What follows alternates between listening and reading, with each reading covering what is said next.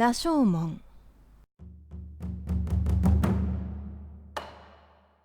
ある日の夕方、男が一人羅生門の下にいた。雨が降っている。広い門の下に他に誰もいない。最近京都は地震や火事や飢饉が続いた。人々は仏像を壊して焚き木として売ったり、家族がいない死体をここへ持ってきて捨てたりしていた。気味が悪いから夜は誰もこの羅生門に近づかない。男は階段に座って右方のニキビを触っていた。雨が止んでもすることがない。4日前に仕事がなくなった。帰る家もなくなった。明日からどうやって暮らすか。考えてもどうにもならない。何もしなければ飢え死にする。死にたくない。何でもする。何でも。泥棒になると決心する勇気が男にはまだなかった。男は大きいくしゃみをして立ち上がった。寒い。冷たい風が吹いている。男は肩を高くした。一晩寝ることができるところを探さなければならない。見ると門の上へ続くはしごがあった。男は腰に下げた刀に気をつけてはしごを登った。それから数分後、男ははしごの途中で息を殺していた。上から小さい光が漏れている。光は動いている。雨の夜、この羅生門の上に生きている人間がいる。まともな人間ではない。男は静かにはしごの上まで登った。恐る恐る見た。死体がたくさんある。裸の死体、服を着ている死体、女の死体、男の死体、口を開けているもの、閉じているもの、ぼんやりした光で影が動いている。話すものはない。死体が腐った匂いがする。男は鼻を覆った。しかし次の瞬間、男は見た。死体の中に老婆がいる。背が低くて髪が白くて痩せている。右手に火をつけた木切れを持って死体を見ている。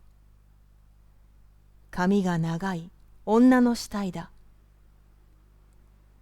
老婆はその死体の髪を一本一本抜いていた。男の心から恐怖がだんだんなくなった。代わりに憎悪が大きくなった。いや、この老婆にではない。いろいろな悪に対する憎悪がだんだん強くなった。男は正義感に燃えた。老婆が死体の髪を抜いている理由を男はもちろん知らない。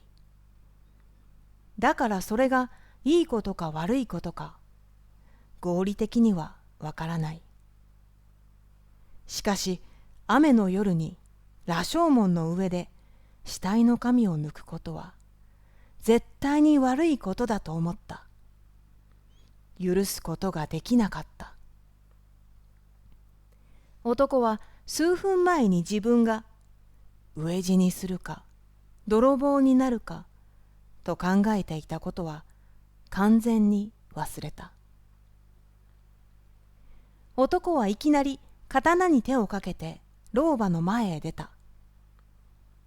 老婆は驚いて飛び上がった。どこへ行く？男は慌てて逃げる老婆の腕をつかんだ。骨と皮だけの腕だった。何をしていた？言わなかったら殺す。老婆は黙って震えている。男は初めて老婆の命を自分が支配していることを意識した。いつの間にか正義感は消えた。仕事が成功した満足感があった。男は老婆を見下して言った。俺は役人じゃない。こんな時間にこんなところで何をしていた？話したら許す。老婆は目を大きくして男の顔を見た。それから小さい声で言った。この髪を抜いてカツラにする。男はがっかりした。つまらない答えだ。また憎悪が侮蔑と一緒に心の中に入った。老婆は続けた。確かに死体の髪を抜くことはよくないかもしれない。でもここの死体はみんな生きているときよくないことをした。この女は魚だと嘘をついて蛇の肉を売っていた。生きるためにやった。仕方がなかった。だから私が髪を抜いてもこの女はきっと私を許す。男はニキビを触っていた。心の中に勇気が生まれた。正義感とは逆の勇気だ。飢え死にするか泥棒になるか。今男の心に飢え死にはなかった。きっと許すか。男は老婆の襟をつかんで言った。では俺がお前のものを取っても恨まないな。男は老婆の着物を剥ぎ取った。それからしがみつく老婆を蹴り倒して素早くはしごを降りた。老婆はしばらく倒れていた。やがて起き上がってはしごのところから下を見た。ただ黒い夜があるだけだった。男がどこへ行ったか誰も知らない。